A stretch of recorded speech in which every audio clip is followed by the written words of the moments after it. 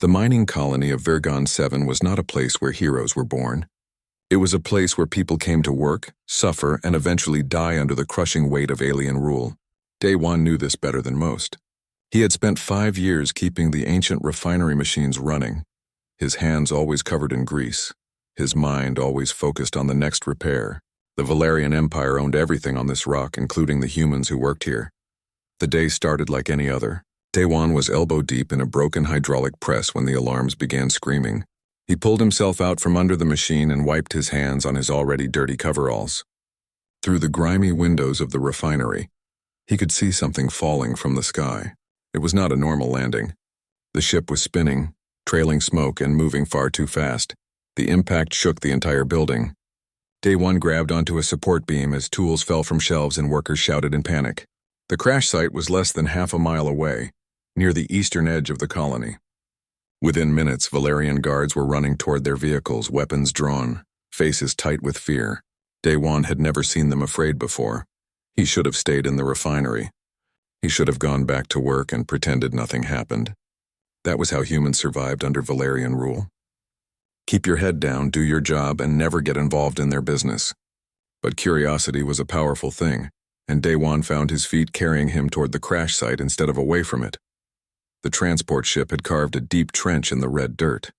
Its hull was split open like a cracked egg, and flames licked at the exposed interior. Valerian guards stood at a distance, their weapons pointed at the wreckage, but none of them moving closer. One of them was shouting into a communication device, his voice high with panic. Day One caught fragments of words: beast and containment failure and dangerous. Then he heard it, a sound that made his blood run cold. It was part growl, part scream, and completely filled with pain. Something inside that wreckage was suffering. The guards were not going to help. They were going to wait for orders, or maybe just wait for whatever was inside to die. Day One looked at the burning ship, then at the guards, then back at the ship. He walked forward. One of the guards shouted at him to stop, but Day One ignored the order. He had his tool belt and his emergency pack. He had put out fires before. He had pulled people from collapsed tunnels before. This was just another rescue, he told himself, even though his hands were shaking. The heat hit him first. The interior of the ship was like an oven, and smoke made his eyes water. He pulled his work shirt up over his nose and mouth and pushed deeper inside. The ship's emergency lights flickered, casting strange shadows on the twisted metal walls. He followed the sound of labored breathing. He found it in what must have been a cargo hold. The creature was massive, easily twice the size of any earth tiger Day One had seen in old videos. Its fur was midnight blue, almost black, and it had 6 powerful legs ending in claws that could tear through steel. 2 of those legs were trapped under a collapsed support beam, and a metal panel had pierced its side. Blood pooled beneath it, but this blood was not red. It glowed with a soft silver light. The creature's head turned toward him. Its eyes were amber, intelligent, and filled with pain. It bared teeth as long as Day One's fingers and let out a weak snarl. Day One stopped moving. He had no weapons, and he suddenly realized how incredibly stupid he had been to come in here. But then he saw the collar. It was made of some dark metal, engraved with symbols he could not read, but he recognized the style. Royal insignia. This was not just some beast. This was important to someone powerful, and right now it was dying. Day One slowly raised his hands, showing they were empty. He spoke softly, the way he used to talk to his sister's dog back on Earth before the colony ships came. Hey there, big one. I know you are hurting. I know you are scared, but I am going to help you, okay? Just stay calm. The creature watched him with those unsettling, intelligent eyes. Day One took a step closer, then another. The creature did not attack. It just watched. Maybe it understood that he was trying to help. Maybe it was just too weak to fight anymore. Day One chose to believe it was the first option. He set down his tool pack and assessed the situation. The support beam was too heavy for him to lift alone, but he could use his hydraulic jack. The metal panel would need to be cut away carefully to avoid causing more damage. This was going to take time, and the fire was spreading. He got to work. First, he positioned the jack under the beam. The creature tensed as he worked close to its trapped legs, but it did not strike at him. Slowly, carefully, he pumped the jack. The beam lifted inch by inch. The creature whimpered, a sound that was heartbreaking coming from such a powerful predator. I know, Day One muttered. Almost there. When the beam was high enough, he used his cutting torch on the metal panel. Sparks flew, and the smell of burning metal mixed with smoke. The creature's breathing was getting weaker. Day-Wan worked faster, his hands steady despite his racing heart. The panel came free and more silver blood flowed out. Day-Wan quickly packed the wound with emergency sealant from his kit. It was meant for hydraulic lines, but biology was just plumbing with more complicated parts. Finally, with the beam lifted and the panel removed, the creature could pull its legs free. It tried to stand and immediately collapsed. Day-Wan caught its massive head before it hit the metal floor. The fur was soft under his hands, softer than he expected. "We need to get out of here," he said. "Can you walk?" The creature looked at him. Then, with what must have been an enormous effort, it got its legs under itself. It was limping badly, and it leaned heavily against Day-Wan as they made their way out of the burning ship. They must have looked ridiculous together, a small human supporting a giant alien predator, but somehow they made it outside. The Valerian guards stared in shock. One of them started to raise his weapon, but another knocked it down. They were too stunned to react as Day-Wan led the creature away from the crash site, away from the guards and toward his workshop on the edge of the refinery. His workshop was small, cluttered with machine parts and half-finished projects, but it had a back room where he sometimes slept during double shifts. He led the creature there and helped it lie down on the floor. It was too big for the cot, so the floor would have to do. He grabbed every medical supply he had and got to work. Over the next 3 hours, Day-Wan cleaned wounds, applied more sealant, and wrapped injuries with strips of clean cloth. The creature watched him the entire time, those amber eyes never leaving his face. When he set a broken bone in one of its legs, the creature let out a roar that shook the walls, but it did not bite him. It seemed to understand he was helping. By the time Day-Wan finished, he was exhausted. He slumped against the wall and looked at his patient. The creature's breathing had steadied. The glow of its blood had faded as the sealant did its work. It was going to survive. What have I gotten myself into? Day-Wan whispered to himself. The creature's tail, which had been lashing in pain, now curled around his leg gently. It was an answer of sorts. Day-Wan reached out and carefully touched the creature's head. It closed its eyes and made a sound that was almost like a purr.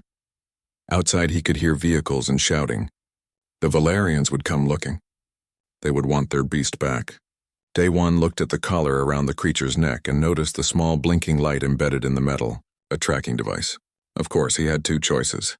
He could walk out there right now, tell them where the creature was, and probably get a small reward for his trouble. Or he could hide it, protect it, and face whatever consequences came. It was not really a choice at all. He had already decided the moment he walked into that burning ship. Day-Wan stood up and locked the door to his workshop. He closed the shutters on the windows. Then he sat down next to the creature and waited. Someone important would come looking for this beast, someone powerful. And when they arrived, Day-Wan would face whatever judgment came his way. The creature rested its massive head on his lap, and despite everything, despite the danger and the fear and the uncertainty, Day-Wan felt something he had not felt in years. He felt like he had done something that mattered. 3 days passed in hiding. Day-Wan called in sick to work, which was unusual enough that his supervisor came by once to check on him. He answered the door only wide enough to show his face and claimed he had caught some virus. The supervisor did not care enough to push further. In the colony, people got sick and died all the time. During those 3 days, Day-Wan changed the creature's bandages twice a day and brought it water and whatever food he could sneak from the refinery cafeteria. The creature, which he had started calling Blue in his mind because of its midnight fur, ate carefully and watched him with those intelligent eyes. It was healing faster than Day-Wan expected. By the 3rd day, it could stand and walk around the small room without limping too badly. Day-Wan knew their time was running out. The tracking beacon in the collar was still active. He had thought about trying to remove the collar, but it had no visible lock or clasp. It seemed to be made from a single piece of metal, and he worried that cutting it might hurt Blue. So he left it alone and waited. The waiting ended on the 3rd night. Day-Wan was dozing in his chair when Blue suddenly lifted its head and made a low rumbling sound. Not a growl, more like a warning. Day-Wan stood up and went to the window. Through a crack in the shutters, he saw lights in the sky. A lot of lights. The ship that descended on Vergon 7 was bigger than any vessel Day-Wan had ever seen. It did not land at the normal docking platforms. It simply hovered over the colony, so massive it blocked out the stars, and smaller ships began deploying from its underside like seeds from a flower. These were military craft, sleek and dangerous, and they went straight to work. Within an hour, Valerian soldiers were everywhere. They moved through the colony and organized search patterns, scanning every building, questioning every worker. Daewon heard boots on the metal walkways outside his workshop, and the sharp commands in the Valerian language. He sat very still, and Blue pressed against his side, trembling slightly. The door to his workshop exploded inward. Daewon did not even see what weapon they used. One moment the door was locked. The next it was splinters of metal scattered across the floor. 6 Valerian soldiers stormed in, their weapons raised and pointed at him. They were bigger than humans, averaging 7 feet tall, with faces that were almost feline, and eyes that saw perfectly in low light. "Do not move," the lead soldier barked. His weapon was aimed at Daewon's chest. Daewon raised his hand slowly.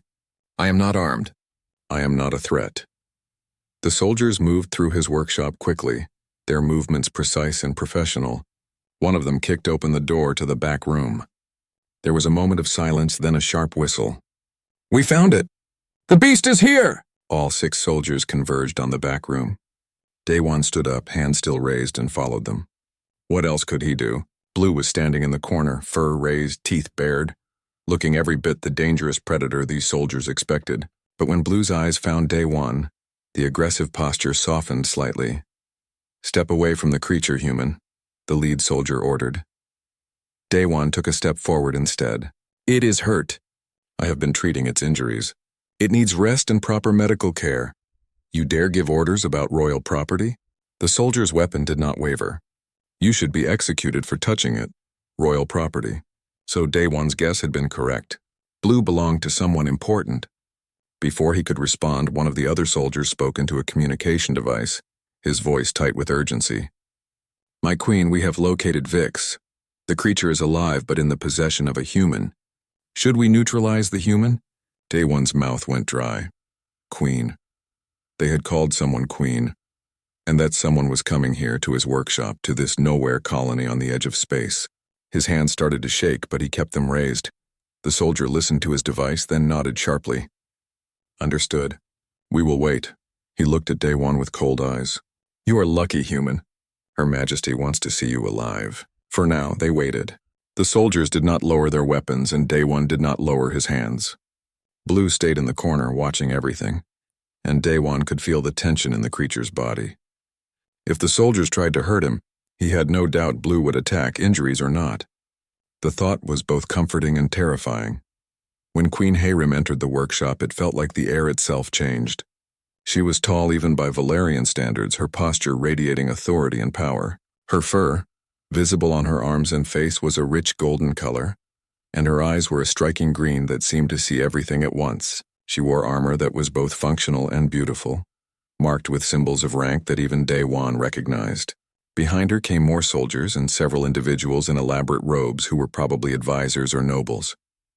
She stopped in the doorway to the back room and looked at Blue. Her face, which had been cold and expressionless, showed a flicker of relief. Then her eyes moved to Daewon, and the cold mask returned. "You are the human who has been hiding my companion?" Her voice was deep and carried the weight of absolute command. "I was not hiding it," Daewon said carefully. "I was treating its injuries. It was hurt in the crash. Badly hurt. I did what I could to help." "You expect me to believe a human showed compassion to a creature that could tear you apart? That you risked yourself for royal property?" She took a step closer, and Daewon could smell something like cinnamon and steel. "Or perhaps you saw an opportunity for ransom." "I expect you to believe whatever you want," Daewon said, lowering his hand slowly. None of the soldiers shot him, which he took as a good sign. "But the truth is simple. It was dying. I could help. So I did." Queen Hayrim studied him for a long moment. Then she turned to Blue and made a clicking sound with her tongue. "Vix, come here." Blue's ears perked up at the name. The creature took a step toward the queen, then hesitated. Its head turned to look at Daewon. The queen's expression shifted to surprise. "Vix, I command you. Come to me now." Blue took 2 more steps toward the queen, close enough that she could reach out and touch its head. Her hand moved gently through the midnight fur, and her face softened with obvious affection. This was not just a pet or a possession. This was something she cared about deeply. But then Blue pulled away from her hand and walked back to Daewon. The creature pressed against his legs and looked up at him with those amber eyes. Daewon put his hand on Blue's head without thinking, the gesture natural after 3 days of constant contact. The silence in the room was absolute. Every Valerian stared at them in shock. One of the advisors gasped loudly. The Queen's face was unreadable, but Daewon saw her hand clench into a fist. "Vix has never done that before," she said quietly. "In 3 generations of service to my family, my companion has bonded with only those of royal blood. It has killed handlers who tried to force affection, yet it stands with you as if you were its true master." "I am not its master," Daewon said. "I just helped when it needed help. That is all." The Queen took a deep breath and seemed to come to some decision. She gestured to her soldiers. "Lower your weapons. This human will not be harmed." Then she looked directly at Daewon. In Valerian culture, there is a concept called blood debt. When someone saves the life of another, particularly a member of a noble house, that debt must be repaid. You have saved Vix, who is not merely my companion but a guardian of my family line. The debt I owe you is substantial. "I do not want anything," Daewon said. "That is not how this works." There was almost amusement in her voice now. "I will offer you a reward. Wealth, perhaps. Enough to leave this colony and live comfortably for the rest of your life. Or a position in the imperial capital, where you could serve in comfort rather than labor in these mines. Or perhaps freedom for yourself and your family, if you have one. What do you desire?" Daewon thought about it. He thought about the humans on Vergon 7, working themselves to death in the refinery. He thought about children growing up in the cramped dormitories, breathing air thick with dust, never seeing anything green or alive. He thought about how easy it would be to just take the money and leave. Better working conditions, he said. For the humans on this colony, better air filters, shorter shifts, actual medical care, and real food, not the synthetic paste we get now. The Queen's eyebrows rose. "You would use your reward for others?" "Someone has to," she laughed. It was a sharp sound, but not unkind. "Interesting. Very interesting." She circled around him, studying him like he was a puzzle to solve. Vix's eyes followed her, protective. "I could grant your request. It would be simple enough. But I find myself with a different problem. Vix will not leave your side. Look at your companion right now, ready to defend you even against me. This bond is unprecedented. I can try to convince it to go with you," Daewon offered. "You could try. It might even work eventually. But I have a better solution." The Queen stopped in front of him again. "You will come with me to Valara Prime. You will serve as Vix's caretaker until this unusual bond is understood. In exchange, I will grant your request for better conditions here, and you will be given quarters in the capital and a position in my household." Daewon blinked. "You want me to come to the Imperial capital? With you?" "I do not repeat myself, human. This is a great honor. You should be grateful." Valara Prime was beautiful in a way that hurt to look at. After 5 years on the gray, lifeless rock of Vergon 7, Daewon had forgotten that worlds could have color. The capital city rose from forests that glowed with bioluminescent plants, their towers made of some crystalline material that caught the light of 3 moons and scattered it like trapped rainbows. Waterfalls flowed between buildings, somehow defying gravity, and the air smelled like flowers he had no names for. Daewon stood on the landing platform of the royal palace and felt completely out of place. He was still wearing his work coveralls, stained with grease and Blue's silver blood. Around him, Valerian nobles in elaborate robes and armor moved with perfect grace. They stared at him as they passed, their expressions ranging from curiosity to open disgust. A human, in the imperial capital, in the palace itself. He might as well have been an insect that crawled in from the garden. Blue, or Vix as he was supposed to call it now, pressed against his leg. The creature had barely left his side during the 3-day journey from Vergon 7, even on the Queen's massive warship. With hundreds of soldiers and servants, Vix had chosen to sleep outside Daewon's quarters every night. The ship's crew had whispered about it constantly. "Follow me," said the Valerian who had been assigned as his guide. Her name was Dalmi, and she was some kind of palace administrator. She had not been rude to him yet, which put her ahead of most of the Valerians he had met so far. "Your quarters are in the East Wing near the Royal Menagerie. The Queen felt it would be appropriate given your duties."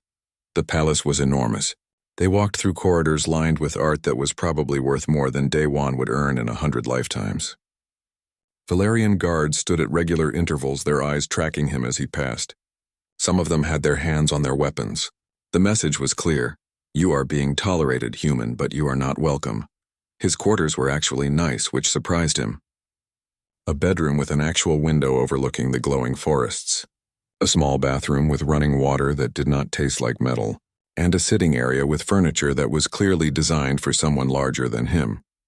Everything was too big, but it was clean and private, and there was a large cushioned area that Vix immediately claimed as its own. Meals will be brought to you 3 times a day, Dalmi explained.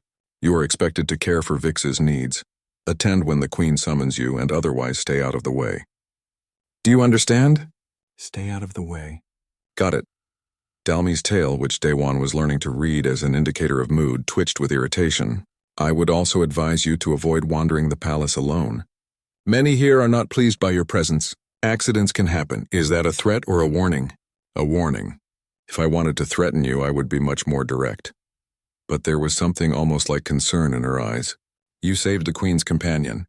That has earned you some protection. But do not assume that protection is absolute. After she left, Daewon sat on the edge of the too large bed and tried to process everything. This morning he had woken up in his cramped workshop on a mining colony. Now he was in a palace on an alien world surrounded by people who might kill him if they got the chance. Responsible for a creature that was apparently a royal treasure. His life had become very strange very quickly. Vix made a chirping sound and butted its head against his knee. Daewon scratched behind the creature's ears and felt some of the tension leave his shoulders. At least he had one friend here. The days that followed fell into an unusual routine. Daewon spent his mornings caring for Vix, checking the healing injuries and making sure the creature got proper exercise. The menagerie was a massive complex filled with creatures from dozens of worlds, tended by a staff of skilled handlers. Most of them avoided Daewon, but a few were curious about the human who had bonded with a shadow stalker. In the afternoons, he was summoned to various locations in the palace. Sometimes it was to bring Vix to the Queen's council chambers. The creature seemed to calm her during stressful meetings, and Daewon would stand quietly in the corner while she dealt with matters of state. Sometimes he was asked to demonstrate the bond, showing nobles and visiting dignitaries how Vix responded to his commands. It felt like being in a zoo exhibit, but he endured it. It was during one of these exhibitions that he met Jae-hee. The man was human, which was surprising enough, and he wore the formal robes of someone with actual authority, which was even more surprising. After the demonstration, as nobles drifted away making dismissive comments about clever tricks, Jae-hee approached him. You must be Daewon. I am Jae-hee, human liaison to the Imperial Court. He bowed slightly, which seemed overly formal. I wanted to introduce myself. There are not many of us here. How many? Daewon asked. In the palace? 7 counting you. In the capital city? Maybe 300. In the entire empire? Jae-hee smiled sadly. Not enough. Come, walk with me. I can show you the gardens. They are beautiful, and we can talk freely there. They walked through crystalline corridors and out into gardens that looked like something from a dream. Trees with silver leaves grew next to pools of water that flowed upward into the air, before cascading back down. Vix padded alongside them, occasionally sniffing at exotic flowers. How long have you been here? Daewon asked. 12 years. I was brought here as a translator initially. I learned their language, their customs, their laws. I made myself useful enough that they could not easily dispose of me. Jae-hee plucked a flower and studied it. That is the secret to surviving here, Daewon. Be useful, be valuable, and never ever make them think you are plotting against them. I am just trying to take care of Vix, and that makes you valuable, but also dangerous. Jae-hee's voice dropped lower. Do you know why shadow stalkers are so prized? They are empaths. They sense intentions, emotions, truth, and lies. They bond only with those they judge to be of strong character. The fact that Vix chose you, a human, over trained Valerian handlers is causing quite a stir among the nobility. Daewon watched Vix chase something small and glowing through the grass. I did not ask for any of this. No one asks for their fate. But here we are. Jae-hee stopped walking and turned to face him. I am telling you this because you need to understand your position. There is a faction in the court that believes humans are inferior, that we should be slaves or eliminated entirely. They are led by General Taeyang, the Queen's cousin. Your presence here, your bond with Vix, it insults them. They will try to remove you. Remove as in kill? Possibly. Or discredit you. Frame you for a crime, anything that gives them an excuse to send you away or worse. Jae-hee put a hand on his shoulder. I am telling you this not to scare you, but to prepare you. Watch your back. Trust no one except Vix and maybe the Queen herself. And if you need help, find me. Over the following weeks, Daewon learned the truth of Jae-hee's warnings. Subtle hostility was everywhere. Servants brought him food that was intentionally spoiled. Guards accidentally blocked his path or shoved him in corridors. Once he found his quarters had been searched, his few belongings scattered. Nothing was taken, but the message was clear. But there were small victories, too. The Queen began seeking his opinion on matters related to the human colonies. His background as a mechanic gave him a practical perspective that the nobles lacked. He pointed out inefficiencies in supply chains, problems with equipment maintenance, ways to improve worker productivity without increasing their suffering. To his surprise, she listened. You see systems differently than my advisors, she said one evening as they stood on a balcony overlooking the city. Vix lay between them, content. They think in terms of power and control. You think in terms of function and efficiency. I think in terms of survival, Daewon corrected. When you are at the bottom, you notice things that people at the top miss. She laughed at that. Perhaps that is why my empire has so many problems. Too many people at the top, not enough at the bottom looking up and pointing out the cracks. It was almost a friendship, though Daewon never forgot who and what she was. She ruled an empire that oppressed billions. She had the power to end him with a word, but she also had moments of surprising vulnerability. Times when the mask of the Queen slipped, and he saw someone who carried the weight of entire worlds on her shoulders. The attack came on the 6th week of his stay. The Queen had organized a royal hunt in the palace grounds, a tradition where nobles tracked specially bred game through the forest reserves. Daewon was invited mainly so Vix could participate. The Shadow Stalker was a natural hunter, and the Queen wanted to show it off. The hunt started well. Nobles on hovering platforms followed packs of trained animals through the glowing forest. Vix ran ahead, graceful and powerful, clearly enjoying itself. Daewon followed on foot since he had refused a platform. He trusted solid ground more than Valerian technology. That was probably what saved his life. The group rounded a bend in the forest path, and suddenly, Daewon was alone. The nobles had all moved ahead, following a different trail.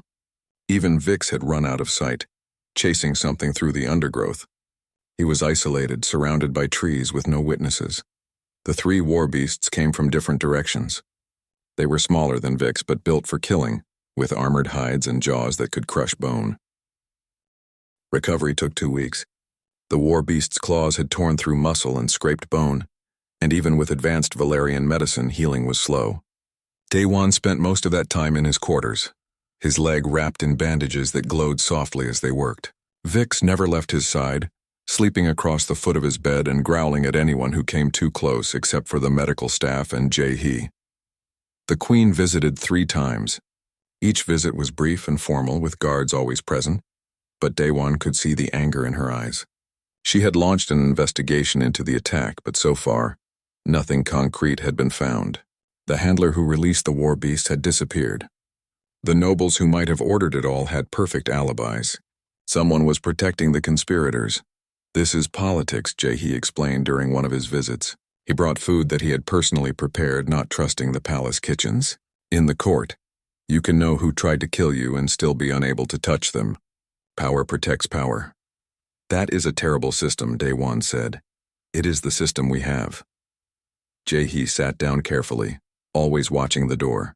But there is something else you should know. I have been hearing rumors. Strange things are happening in the human colonies. Supply shipments are being delayed or lost. Communication blackouts are becoming more frequent. People are starting to starve. Daewon felt his stomach tighten. Vergon 7? Vergon 7 is actually doing well thanks to your deal with the Queen. But other colonies? They are suffering. And when people suffer, they rebel. There have been riots on 3 colonies in the last month. The military put them down hard. The Queen needs to know. She does know. Her advisors give her reports. But those reports are filtered through people who might not want her to see the full picture. Jae-hee leaned closer. I am telling you this because you have her ear. You can show her things from a different angle. If you want to help our people, now is the time. The opportunity came sooner than expected. During a routine visit to check on his recovery, the Queen mentioned supply line inefficiencies. Day One, lying in his bed with Vix's heavy head on his chest, said carefully, "I have been thinking about that. Could I see the actual data? The shipping routes, the schedules, the loss reports?" She raised an eyebrow.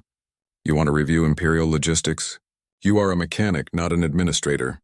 Mechanics understand systems. Systems are systems, whether they are hydraulic presses or supply chains. Let me look. Maybe I will see something your advisors missed." She considered this, then nodded. "Very well. I will have the data sent to your quarters. I am curious to see what you find." The data arrived the next day on a portable terminal. It was a lot of information, thousands of shipping records and reports. But Day One had always been good with patterns. He spent 3 days going through everything while his leg healed, making notes, cross-referencing routes and dates. Vix watched him work with patient eyes, occasionally nudging him to remind him to eat or sleep. What he found made his blood run cold. The supply disruptions were not random. They followed a pattern. Shipments to human colonies were being deliberately delayed or rerouted. The delays were small enough that they looked like normal inefficiencies. But when he mapped them all together, the pattern was clear. Someone was intentionally starving the human colonies, and they were doing it slowly enough that no one would notice unless they looked at the big picture. But there was more. Weapons shipments from several armories were not arriving at their destinations. They were being marked as delivered in the system, but the actual cargo was disappearing.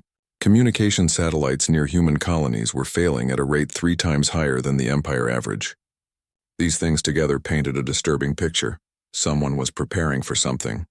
Something big. He showed his findings to Jae-hee first.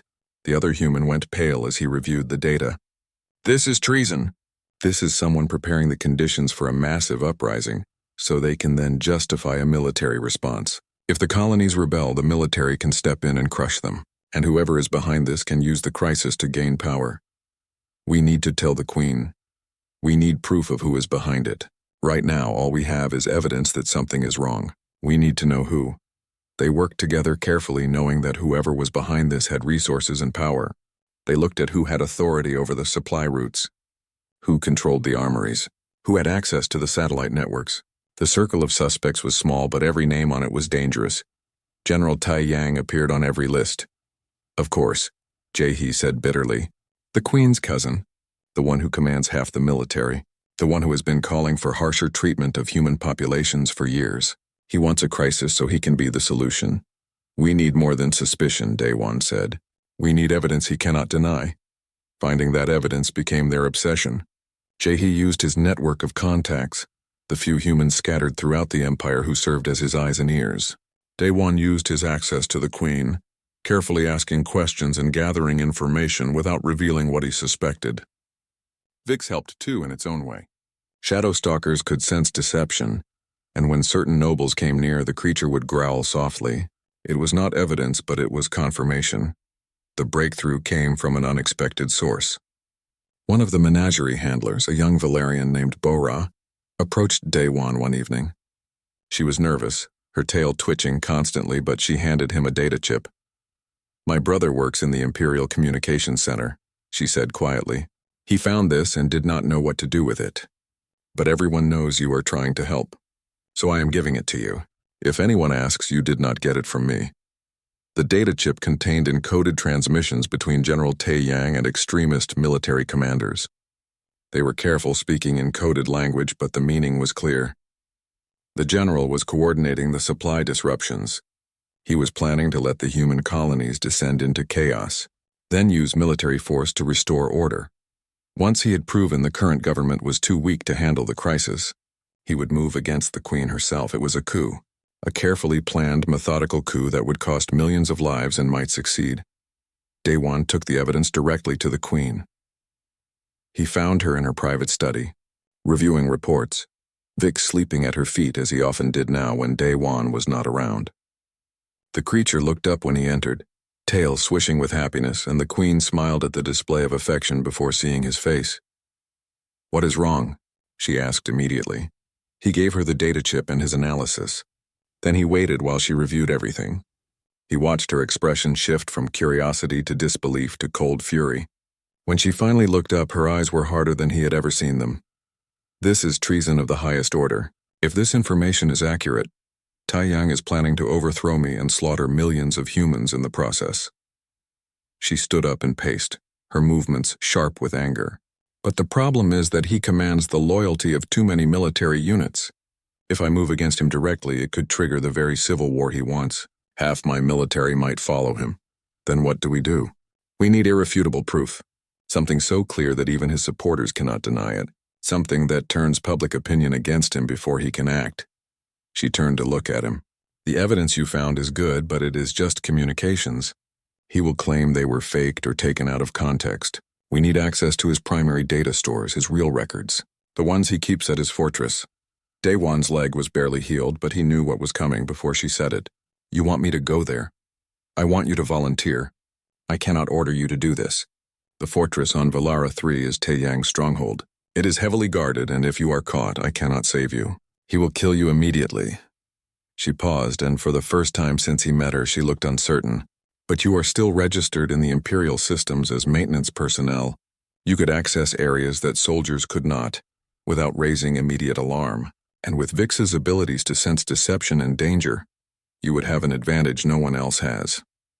If I do not do this, how many people will die in his coup? Millions. Maybe billions, depending on how long the fighting lasts. Daewon thought about Vergon 7, about the faces of the workers there, the children in the dormitories, the people just trying to survive. He thought about all the other colonies like it, all the humans living under Valerian rule who would become casualties in a power struggle they had no part in. I will do it. But I need a team I can trust. The Queen nodded. You will have it. Captain Sojin commands my personal guard. She is loyal and does not share Taiyang's views about humans. I will give you a small team, the best I have. The planning took 3 days. Captain Sojin was a tall Valerian with silver fur and sharp eyes that missed nothing. She was skeptical about the mission, especially about working with a human. But when the Queen explained the stakes, she agreed. We will get you in and out, she said, reviewing the fortress schematics. But you need to move fast. We will have maybe an hour before they realize something is wrong. The team was small. Daewon, Vix, Captain Sojin, and 3 of her best soldiers. They traveled to Valara 3 on a supply ship, hidden among cargo containers. Daewon woke up to pain. It was everywhere. A fire burning through his chest and shoulder, making every breath agony. But he was breathing, which meant he was alive. He opened his eyes slowly and found himself staring at an unfamiliar ceiling, made of the same crystalline material as the palace. Soft light filtered through it, gentle and calm. You are awake. Good. I was beginning to think you enjoyed sleeping too much. He turned his head, which sent fresh waves of pain through his body, and saw Queen Hayrim sitting beside his bed.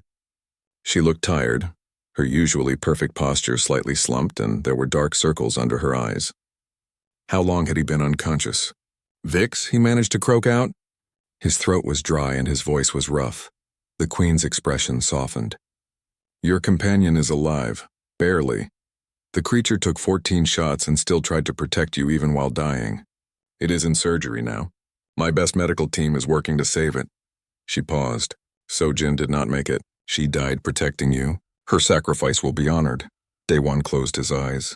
Captain Sojin had been loyal and brave, and she had died because of his mission. The weight of that would stay with him forever. The data, he said. Did it reach you? It did. Every file, every communication, every piece of evidence we needed. I received it exactly 43 seconds before my military advisors told me that you and your team had been killed in Taiyang's fortress. A slight smile crossed her face. I pretended to be devastated. I ordered an investigation, and while everyone thought I was weak with grief, I was actually reviewing your data and planning my response. What happened? I moved fast. I had to before Taiyang could organize his supporters. I used your evidence to secure the loyalty of moderate military commanders. I showed them proof of what Taiyang was planning, proof of how many lives he was willing to sacrifice for his own power. Most of them were disgusted. Some had suspected something was wrong, but they lacked evidence. The Queen stood and walked to the window. I arrested Taiyang and his inner circle before they could mobilize. There was some resistance, A few skirmishes, but nothing close to the civil war he wanted. Once the rank-and-file soldiers saw the evidence, most of them surrendered peacefully. So it is over? The immediate crisis is over. Tae-yang is in custody. His co-conspirators are being rounded up. The supply lines to human colonies are being restored. She turned back to look at him. But the larger problem remains. His conspiracy succeeded because too many in my empire believed humans were inferior and disposable. That belief did not die with his arrest. Daewon tried to sit up, but his body protested violently. The queen moved to his side immediately, helping him adjust the bed so he could sit without straining. It was a small gesture, but it spoke volumes. Queens did not help their subjects sit up in bed. The trial will be public, she continued. Everything you discovered will be broadcast across the empire. People will see exactly what Tae-yang was planning. They will see how he manipulated them, how he starved entire colonies for political gain, how he was willing to plunge the empire into civil war just for power. She sat down again, and now he could see the calculation in her eyes. I am using this crisis as an opportunity. I am pushing through reforms that have been blocked for decades. Greater rights for humans, autonomous governance for the colonies, representation in the imperial government. You are using me, Daewon said. It was not an accusation, just an observation. I am using the situation. You are a symbol, whether you want it to be or not. The human who saved the queen's companion. The human who exposed a conspiracy that threatened the empire. The human who nearly died getting the truth out. She met his eyes directly. I am making you into a hero because the empire needs heroes who are not Valerian. People need to see that humans can be brave, intelligent, and loyal. That you are not inferior. You are just different. And if I do not want to be a symbol, then I will respect that and you can return to your quarters and live quietly.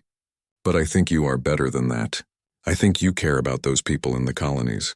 And this is your chance to help them on a scale you never could as a mechanic. She leaned forward. I am offering you a position. Special Advisor for Human Affairs. You would oversee the implementation of the reforms. You would have authority to investigate complaints, to address problems directly, to actually change things. It is real power, Daewon. The kind that can save lives. He thought about it. The logical part of his brain said this was dangerous. He would be painting an even bigger target on his back. Tae-yang's supporters would hate him. Many Valerians would see him as an upstart human trying to rise above his station. He could be killed in a dozen different ways. But he also thought about the faces on Vergon 7. The children who deserved better than growing up in those cramped dormitories. The workers who deserved to be treated like people instead of tools. All the humans across the empire who just wanted a chance at a decent life. I will do it, he said. But I have conditions. The queen actually laughed. Of course you do. Name them. First, I want Jae-hee promoted. He has been surviving in your court for 12 years with no real power. Give him ambassadorship with actual authority. Second, I want direct access to you. If I find problems, I need to be able to bring them to you without going through advisors who might bury them. Third, I want protection for anyone who helps me. No retaliation against humans who speak up. Agreed, agreed, and agreed. Is that all? One more thing. I want updates on Vix every day until the creature is recovered. The queen's smile was genuine now. That one I can promise personally. Your companion means a great deal to me as well. The surgery to save Vix took 8 more hours. Daewon spent that time drifting in and out of consciousness, his own body fighting to heal from the blast that had nearly killed him. When they finally brought Vix to his room 3 days later, the Shadow Stalker looked as rough as he felt. The creature was wrapped in bandages, moving slowly and carefully, but its amber eyes were bright with recognition. Vix limped to the bed and very gently laid its massive head on Daewon's chest. The weight made breathing difficult, but he did not care. He wrapped his arms around the creature's neck and felt tears running down his face. They had both survived. Against all odds, they had both made it, stupid beast, he whispered. You almost got yourself killed. Vix made a soft chirping sound that he had learned meant contentment. The creature's tail swished weakly, careful not to disturb the bandages. They stayed like that for a long time. 2 beings from different worlds who had somehow found each other and formed a bond that transcended species and reason. Recovery took weeks. Daewon and Vix healed together, taking short walks through the palace gardens that gradually became longer. People stared at them everywhere they went. The human and the Shadow Stalker, both covered in healing scars, both symbols of something larger than themselves. Day One was not sure he liked being a symbol, but he was learning to accept it. The trial of General Tae Yang was broadcast across every world in the Empire. Day One had to testify, explaining how he found the evidence and what it meant. Tae Yang sat in the defendant's cage, his expression cold and arrogant, showing no remorse for anything he had done. When the verdict came down, guilty on all counts. Life, imprisonment without possibility of release. There was celebrating in human colonies and shocked silence in the military ranks. But the real change came in the weeks after the trial. The Queen made good on her promises. Human colonies received new governors with actual authority to make decisions. Supply lines were fixed and maintained properly. Medical facilities were built. Schools opened. It was not perfect, and there was still discrimination and resentment, but it was better. It was progress. Day One threw himself into his new role with the same focus he had once given to fixing machines. He visited colonies, listened to complaints, and actually solved problems. When he found corrupt officials, he had them removed. When he found dangerous working conditions, he ordered them fixed. And because he had the Queen's backing and Vix's protective presence, most people listened. He, now Ambassador for Human Relations, became his closest ally. They worked together to build networks of communication across the human colonies, creating systems where people could report problems without fear of retaliation. Slowly, carefully, they built something that resembled actual representation in the imperial government. It was not easy work. Day One faced constant threats and occasional assassination attempts, but Vix was always there, and the Shadowstalker's senses caught dangers before they could materialize. The bond between them had grown stronger during their recovery, to the point where Day One sometimes felt like he could sense what the creature was feeling. Jahi said that was normal for Shadowstalker bonds. They were empathic connections that went both ways. 6 months after the trial, there was a formal ceremony. Day One was granted full imperial citizenship, something that had never been given to a human before. He was awarded the Star of Valor, the highest civilian honor in the Empire, and in a traditional Valerian ceremony that involved a lot of ritual and symbolism he did not fully understand, he was formally bonded to Vix as the creature's official partner. "This makes you part of the royal household," the Queen explained as she placed the ceremonial collar around